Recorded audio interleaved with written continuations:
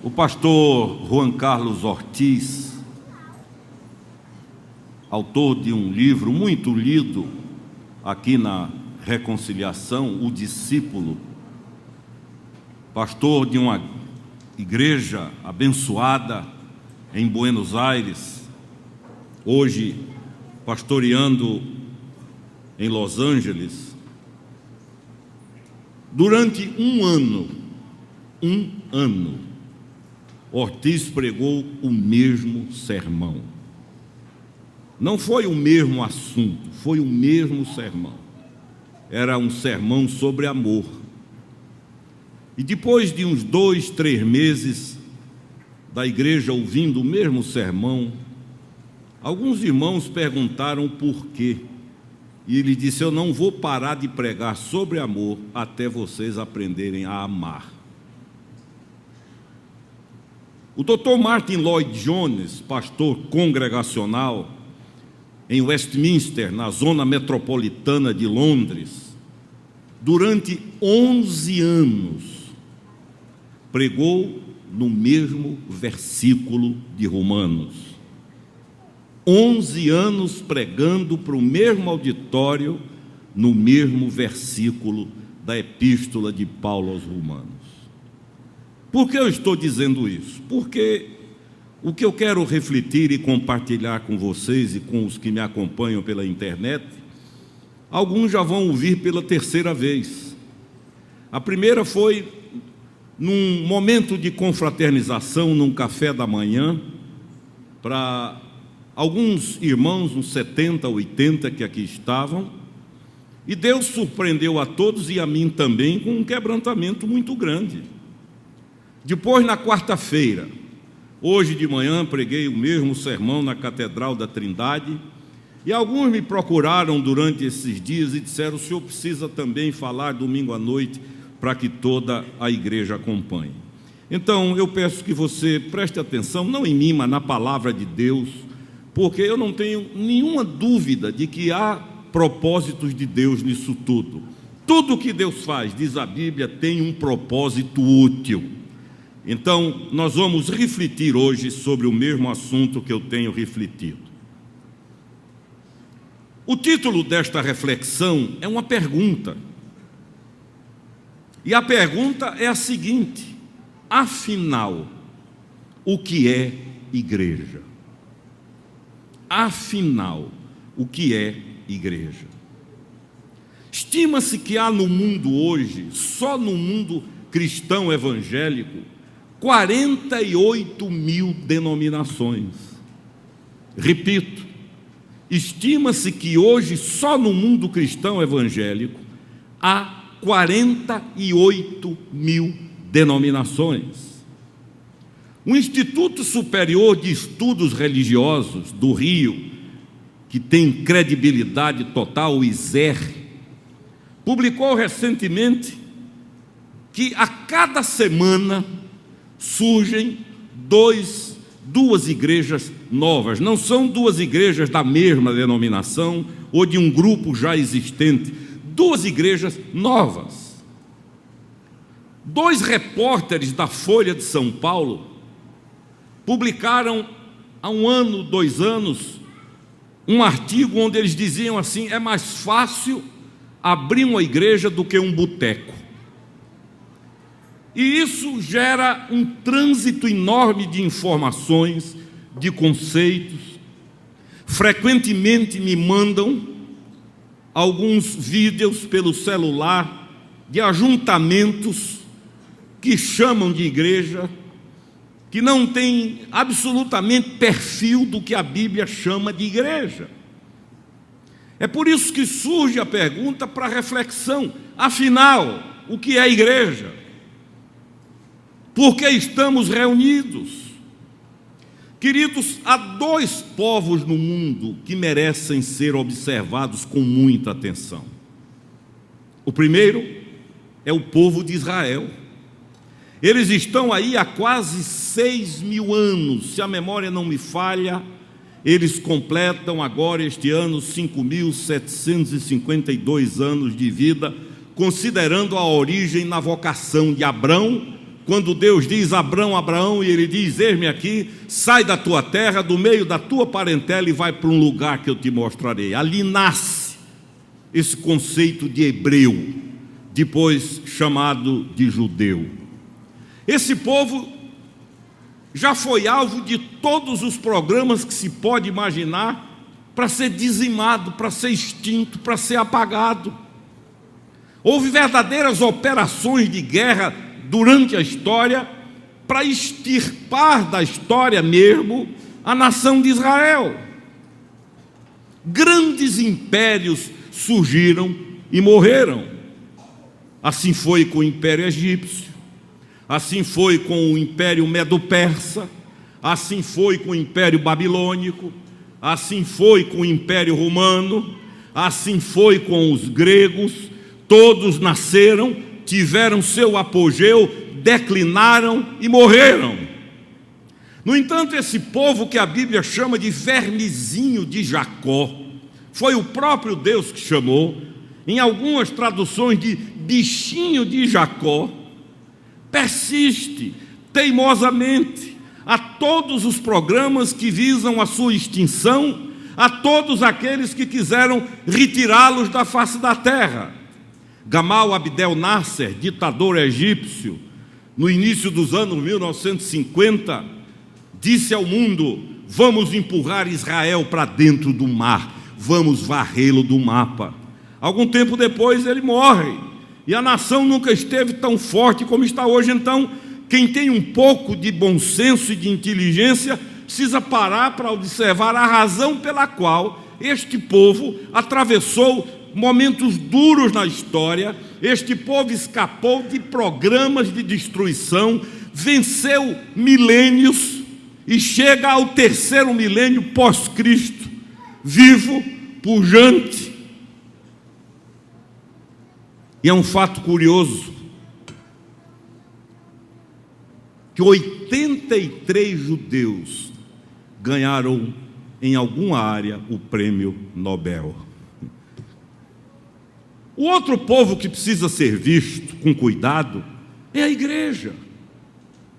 Em 20 séculos de história, todas as tentativas possíveis e imagináveis aconteceram para arrancá-la da história, para tirá-la do caminho, para fazer com que ela desaparecesse. Ela mesma tornou-se fator de destruição para ela em vários momentos. Os seus tropeços, os seus equívocos, durante os últimos 20 séculos, seriam capazes, não fosse ela algo especial, de destruí-la, de apagá-la da história, mas ela persiste, as portas do inferno não prevalecem contra ela, e ela vai continuar. O que nós precisamos é ir para a palavra de Deus, sem preconcepções, sem ideias fixas estabelecidas, tirando todas as lentes da formação que temos e ver o que a Bíblia diz que é igreja.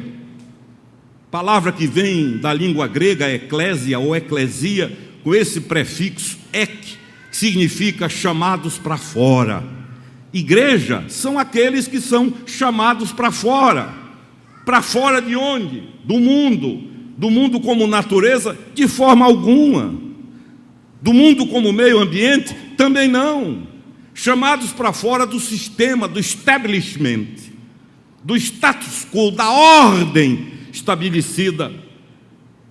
Deus diz que o seu povo, como disse também Dr. John Stott, é a contracultura, nada contra a correnteza. Igreja, eclésia, são aqueles que foram chamados pelo Espírito Santo para nadarem contra a correnteza que está aí. Isto é igreja, com valores eternos,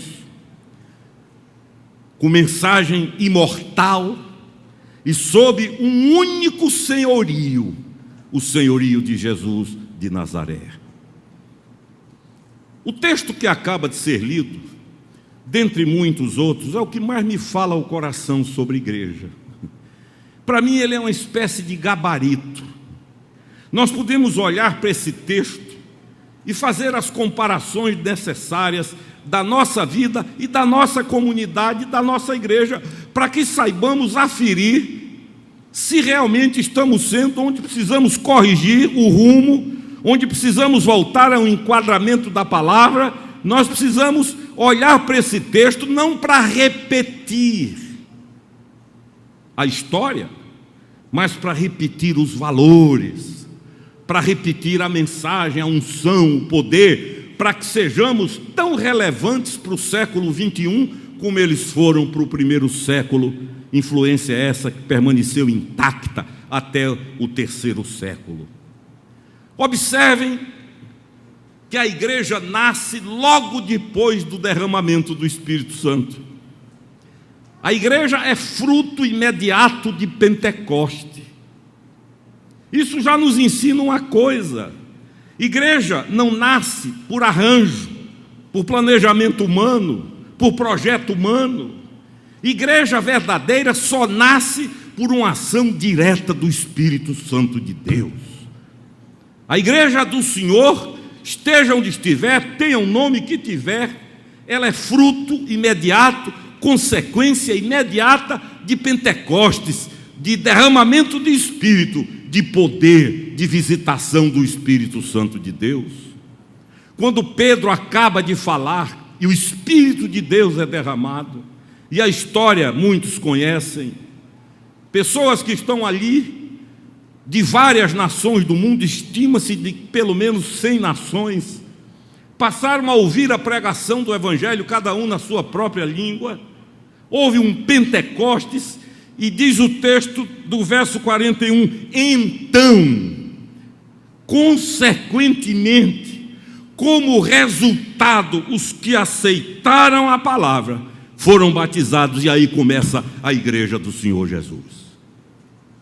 E ela tem características. A primeira está aí no verso 42. Perseveravam na doutrina e na comunhão. Não era só doutrina, nem era só comunhão. Há uma conjunção aditiva que faz com que as duas palavras estejam no mesmo sentido, um bloco. Esta conjunção aditiva nos mostra que uma tem sentido com a outra, as duas casadas. Perseveravam na doutrina dos apóstolos, está escrito, e na comunhão. Porque doutrina sem comunhão mata, esmaga, reduz a nada, vira regra estéril.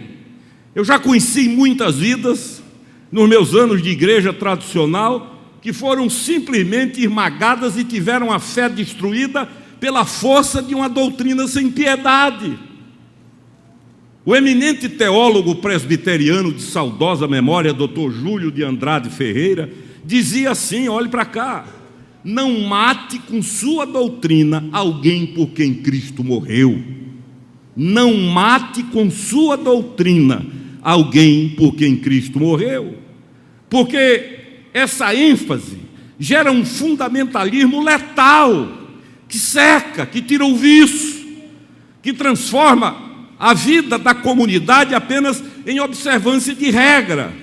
Igreja não é Lions, igreja não é Rotary, igreja não é clube de serviço, igreja é povo de Deus chamado para viver de forma diferente. Também comunhão sem doutrina, me permitam a expressão, é oba-oba de Sargentelli. O ziriguidum do borogodó, como ele dizia. Comunhão sem doutrina é festa inconsequente, é passatempo, é Disney espiritual. Comunhão sem doutrina gera a possibilidade de todos os caminhos serem trilhados. Por isso que o Espírito Santo, quando inspira o texto, na sabedoria que só Deus tem, ele diz: perseveravam na doutrina e na comunhão, casadas. Palavra com comunhão.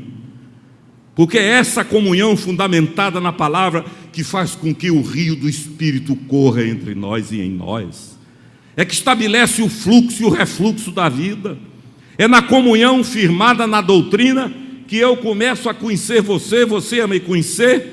Daqui a pouco nós estamos abrindo o coração um para o outro, conhecendo as necessidades um do outro, um socorrendo o outro, um suprindo o outro. Por quê? Porque a koinonia, a comunhão, a encontro de vidas firmadas, erguidas e construídas sobre o fundamento da doutrina dos apóstolos. Amém?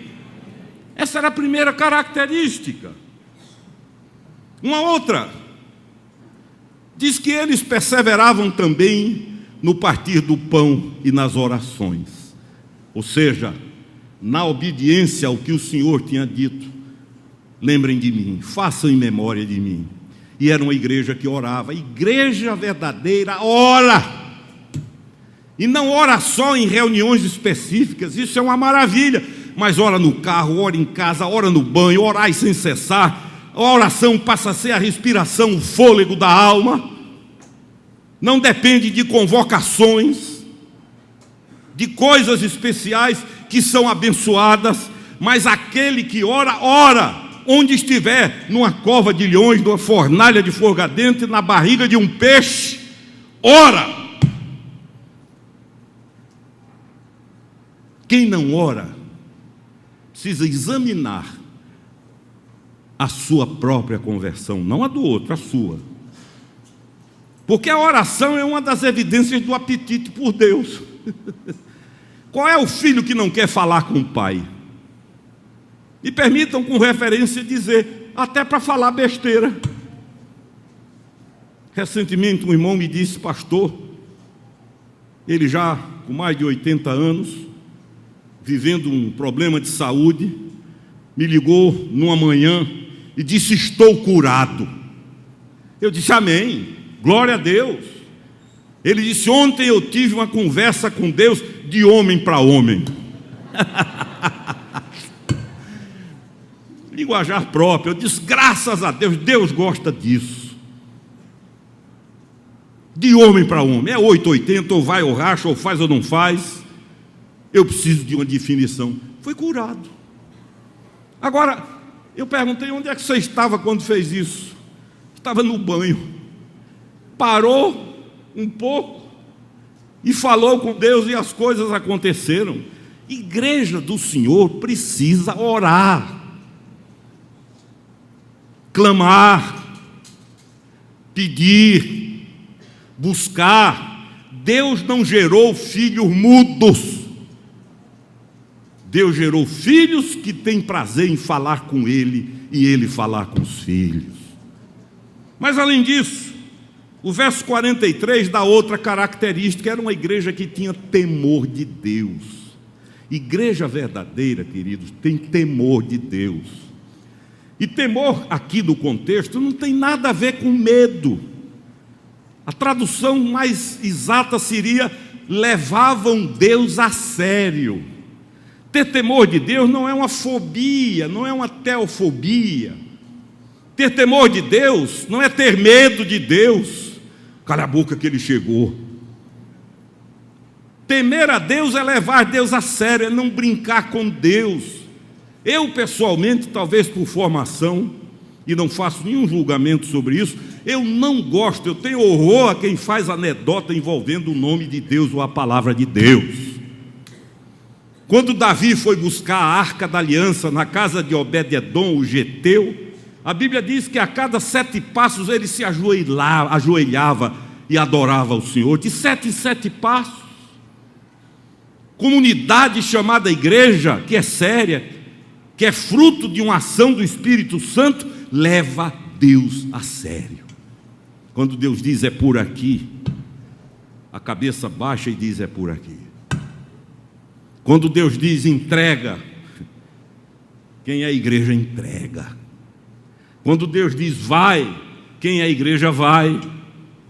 Porque eles levavam Deus a sério. Mas também há outra característica, entre eles havia prodígios e sinais.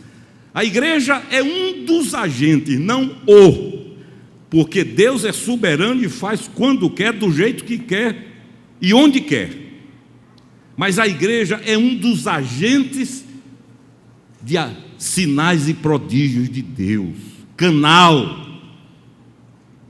A igreja episcopal, ela é muito criteriosa com isso. No final do ano passado eu ia realizar, ainda vou realizar aqui um culto de gratidão a Deus, só com gente que foi curada e eu na frente. Tem muitos. Hoje na Trindade eu dizia, Fátima, esposa de Júlio, médico. Júlio é médico, é o tesoureiro da Catedral da Trindade. Fátima foi desenganada. Deram 60 dias de vida, era a previsão que um médico amigo deu a Júlio, que é médico, que é marido dela, foi curada faz 9 anos, está aí cantando e testemunhando. Edivanda, mãe de Nilson, que foi goleiro do Náutico, do Santa Cruz, hoje está na Europa, foi desenganada, de tal forma que o marido disse ao médico: eu vou vender o apartamento e vou me embora para São Paulo com ela. E o médico disse: olha, me desculpe, mas o senhor vai perder a mulher e o apartamento. São 9 anos, Edivanda está curada em nome de Jesus. Há 7 anos eu tive um câncer, e quando me levaram para o bloco cirúrgico com Carmen de lado, segurando minha mão, na hora de entrar no bloco, o Espírito Santo me deu um texto, Salmo 27, verso 14, e eu olhei para ela e disse: não vai ser dessa vez, ainda fico por aqui. E quando eu brinco e digo que eu estou fazendo hora extra, ela acha ruim, né?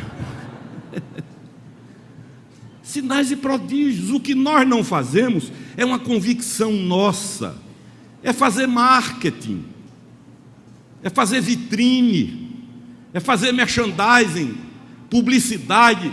Nós cremos nesse Deus que é soberanamente discreto. No Salmo 77, Asaf diz: passaste pelo meio do mar, abriste o mar e não deixastes vestígio. Quem não tem olho para ver, não vê. Quem não tem olho para perceber, não percebe, porque ele é discreto. Às vezes o Senhor Jesus curava alguém e disse: vai, não conte nada a ninguém. Chega ao extremo de curar um mudo e dizer ao mudo: não fale nada para ninguém.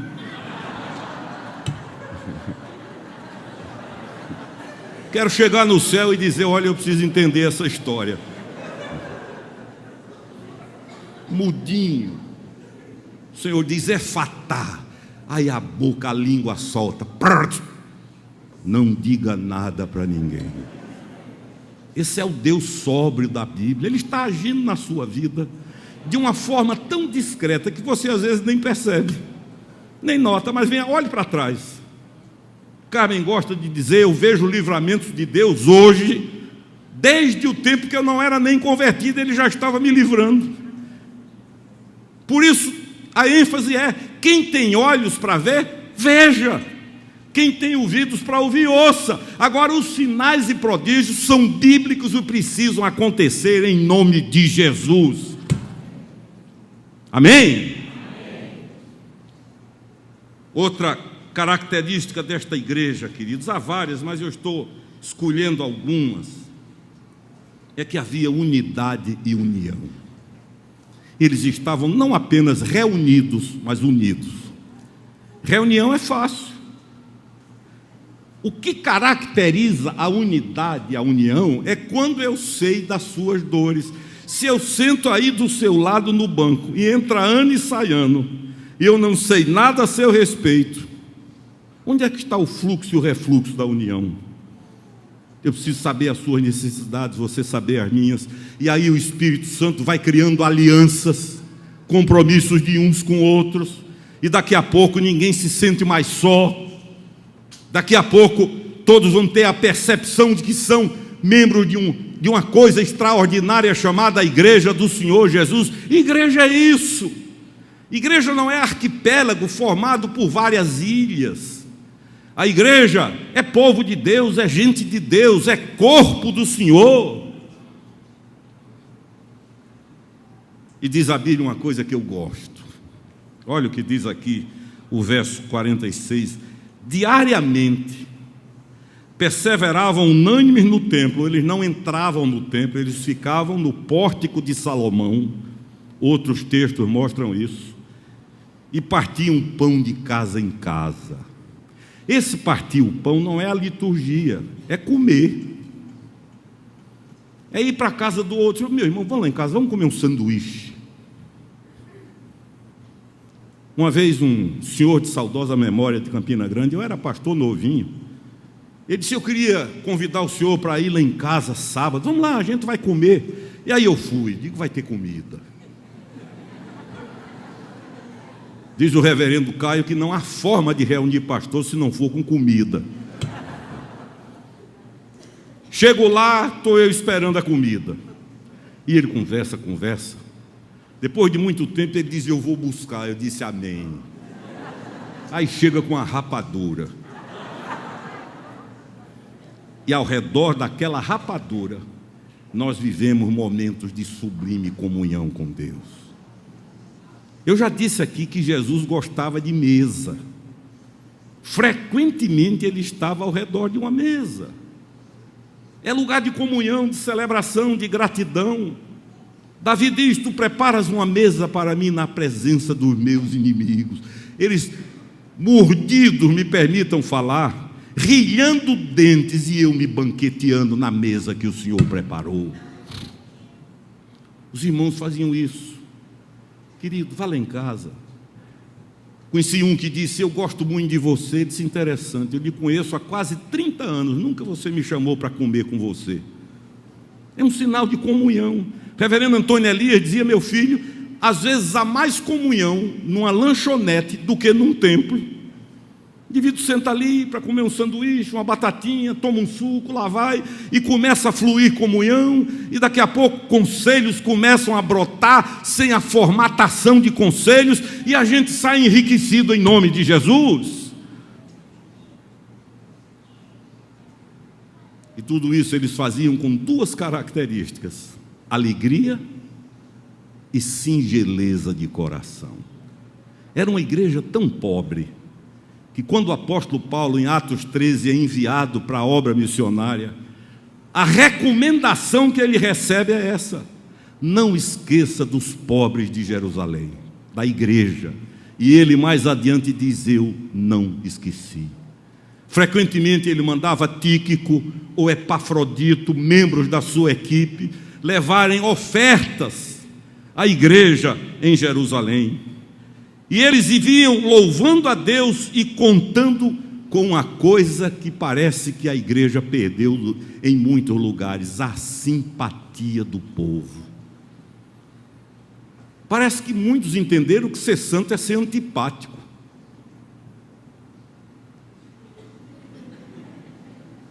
Tudo bem?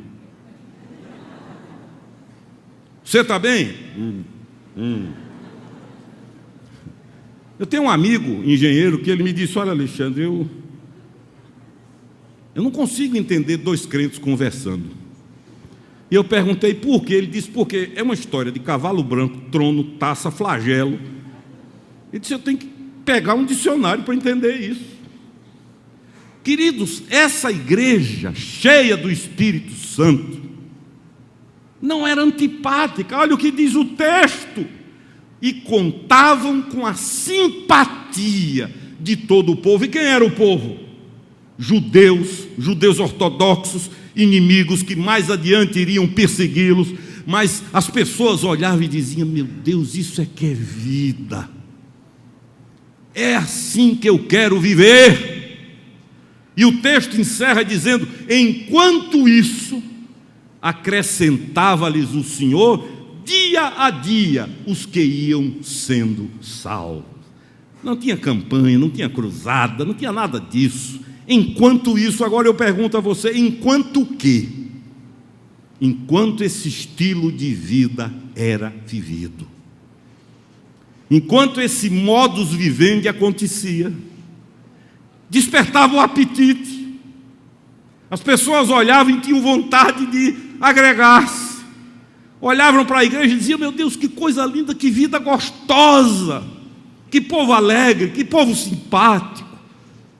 E não demorava muito a chegar. A Bíblia diz que o Senhor, dia a dia, diariamente, essa igreja crescia, 365 dias por ano, porque não era pregação só,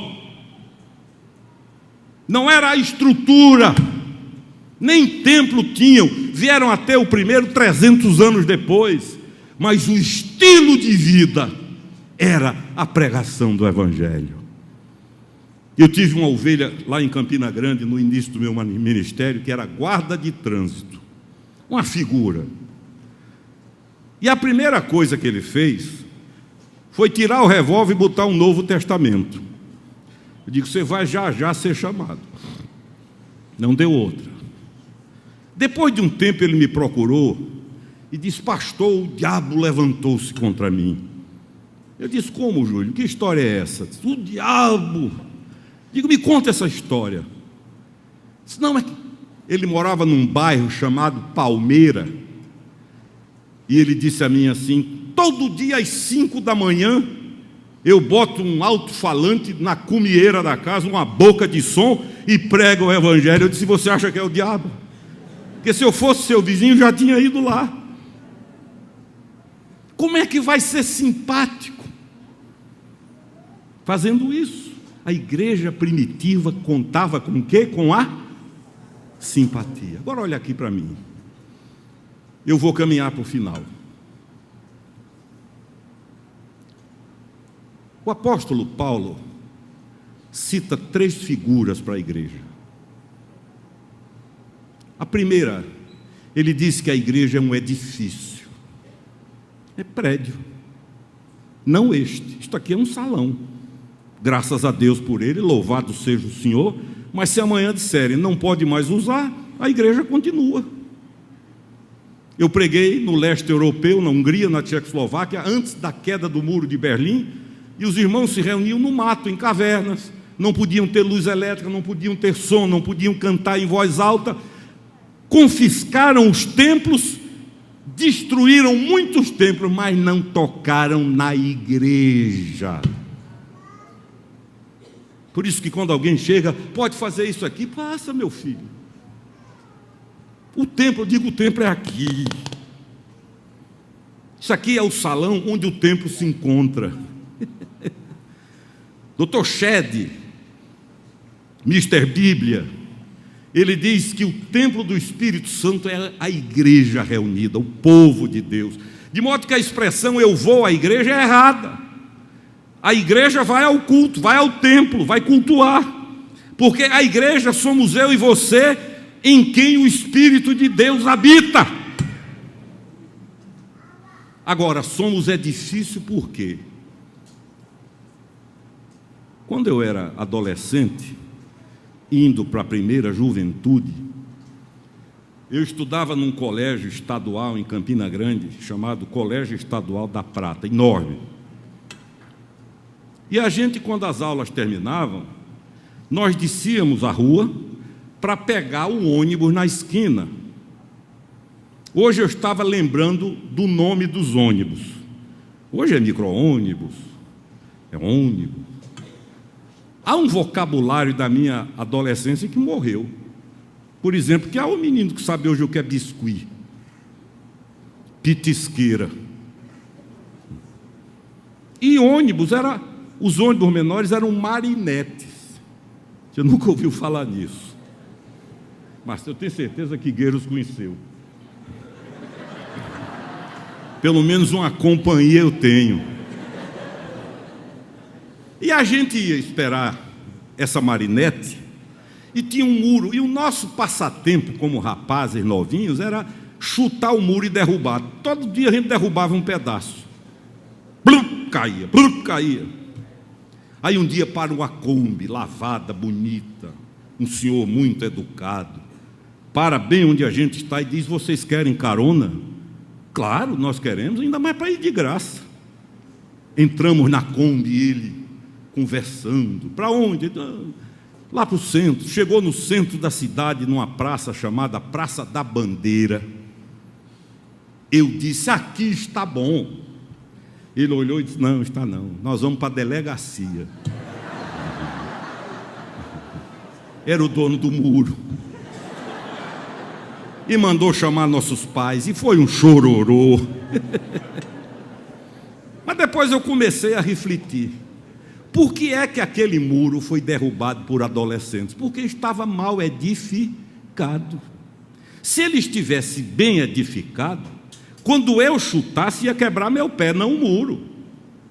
Quando Paulo diz que somos edifício de Deus, é porque estamos amarrados uns aos outros e não há quem nos separe. Se você botar 10.000 tijolos soltos ali na calçada, é muito provável que daqui a 30 dias não tenha mais nenhum, porque tijolo solto qualquer um leva, e Satanás sabe disso. Mas quem é que vai se dar o trabalho de chegar numa parede dessas, meter uma picareta, um ferro, para tirar um tijolo e ir embora? Tijolo edificado está amarrado pelo amor em nome de Jesus. Por isso que nós temos que estar juntos.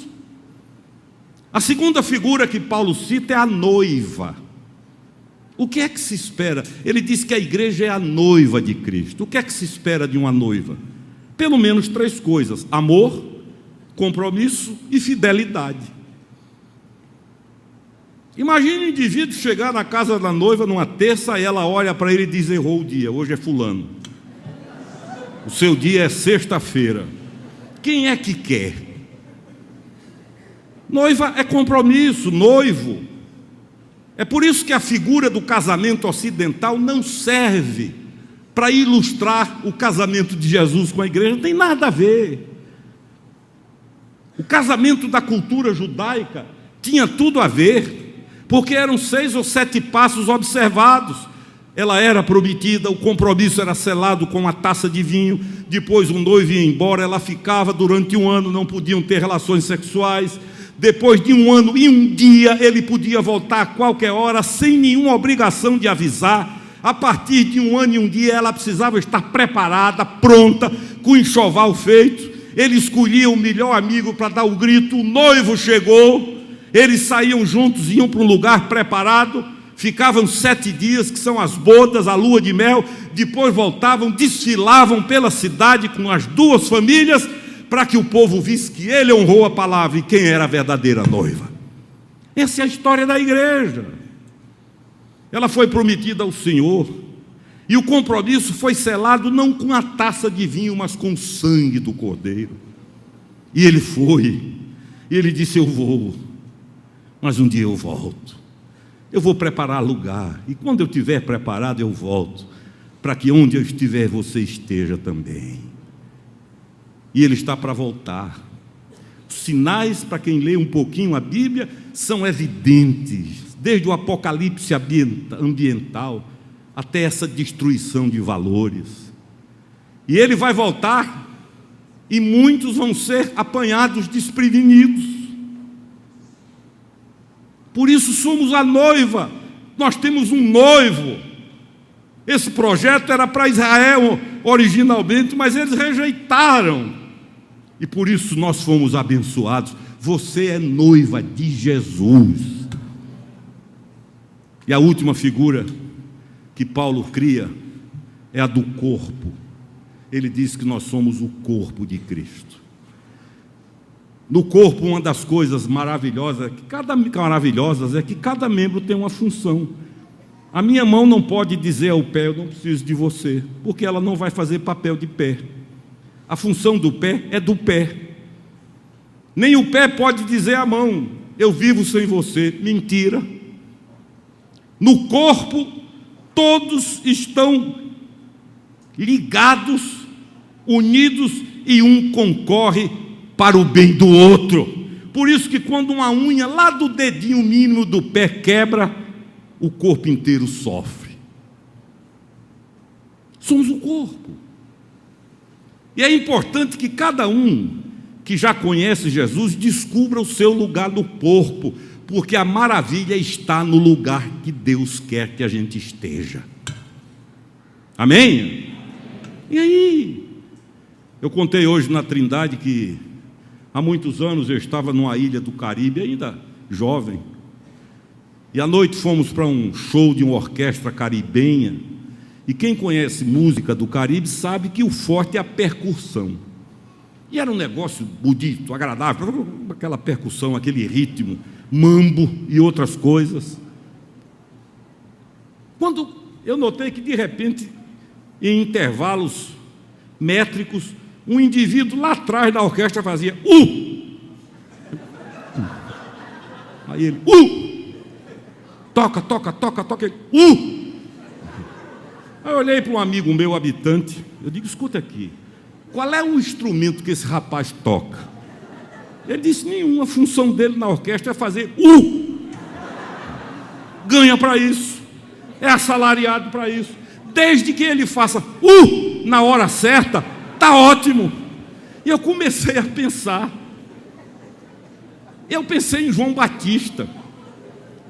A minha impressão é que na orquestra João Batista foi o indivíduo que fez porque o ministério dele durou 6 meses, ele só tinha uma mensagem, e quando quiseram envaidecê-lo, achando que ele era o tal, ele disse, eu sou apenas a voz, meu amigo, eu vim só para estender a passadeira para o rei descer, meu ministério, minha missão é estender o tapete, o rei é outro, ele estende o tapete, fez o que era para fazer e Deus leva, arranca a cabeça, é decapitado pela sandice de Herodes, ministério curto, 6 meses, a impressão que eu tive é essa, João foi o indivíduo que na orquestra fazia o Então nós temos que saber o nosso lugar no corpo, porque senão nós vamos atrapalhar a caminhada do corpo. Comece a orar, pergunte a Deus, peça para o Espírito Santo lhe revelar qual é o seu lugar no corpo. Agora, só tem um lugar que não é meu nem seu, é a cabeça. O cabeça é Jesus e só Ele.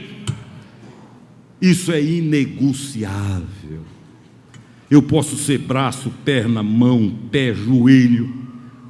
Agora, cabeça, meu filho, tem nome, o nome é Jesus. Amém? Nenhum de nós, por mais santo que se ache, por melhor que exponha a palavra, por mais história que tenha, jamais será o cabeça. Esse lugar é de Jesus. Agora, se nós somos convertidos, nós vamos primeiro aprender uma coisa: há funções que não são nossas, são do cabeça. Quer ver uma coisa? Onde é que estão os olhos? Repita, onde é que estão os olhos? Quem é o cabeça? Aprenda a ver a vida com os olhos de Jesus. Em vez de olhar com os seus, eu olhar com os meus, pré-contaminados, tendenciosos, perigosos. O próprio Senhor disse que se os teus olhos forem bons, todo o teu corpo estará em luz, mas se os teus olhos forem maus, todo o teu corpo estará em trevas, e se a luz que há em ti for em trevas, que grandes trevas serão. Temos que aprender como cristãos convertidos a olhar o mundo, a vida, o irmão, o próximo e a gente mesmo com o olhar de Jesus. Onde é que estão os ouvidos? Onde é que estão os ouvidos? Quem é o cabeça? Aprenda a ouvir com os ouvidos dele. Se você aprender a ouvir com os ouvidos de Jesus, os fofoqueiros de plantão vão desaparecer. Porque eu não consigo imaginar Jesus chamando, por exemplo, o reverendo Romildo, dizendo: Romildo, vem cá, você não sabe da última. A Bíblia diz: não saia de vossa boca nenhuma palavra torpe. Esta palavra torpe em grego não tem nada a ver com palavrão. É madeira sobre a qual não se pode construir, é podre. O que ele está dizendo é: fale apenas aquilo sobre o que se pode edificar. Então, a boca está na cabeça e o cabeça é Jesus. Vamos aprender a falar com a boca do Senhor. Estou falando para mim. E finalmente, os ouvidos estão onde? Quem é o cabeça? É aí que nós temos que viver. Vendo com os olhos dele, falando com a boca dele e ouvindo com os ouvidos dele. Assim sendo, enquanto nós vamos vivendo, esta Zona Sul vai olhar para nós e dizer: a vida está ali. Isso é que é vida. Eu quero ser assim, é com esse povo que eu quero ir. É uma alegria diferente, gostosa, perene. Não precisa ser injetada. Gravem esta palavra, enquanto isto é a chave interpretativa do texto. Enquanto isto, aí você lê o que vem antes. O que é que acontecia? Você lê tudo. Enquanto isto, dia a dia, o Senhor lhes acrescentava os que iam sendo salvos.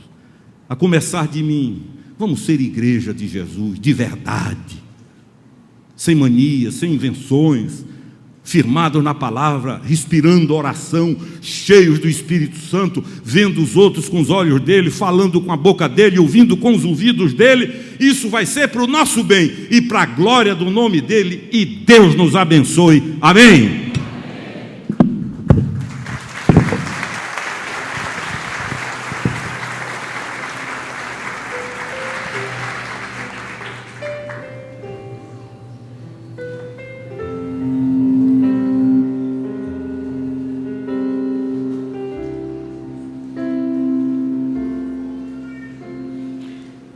Multidão dos que creem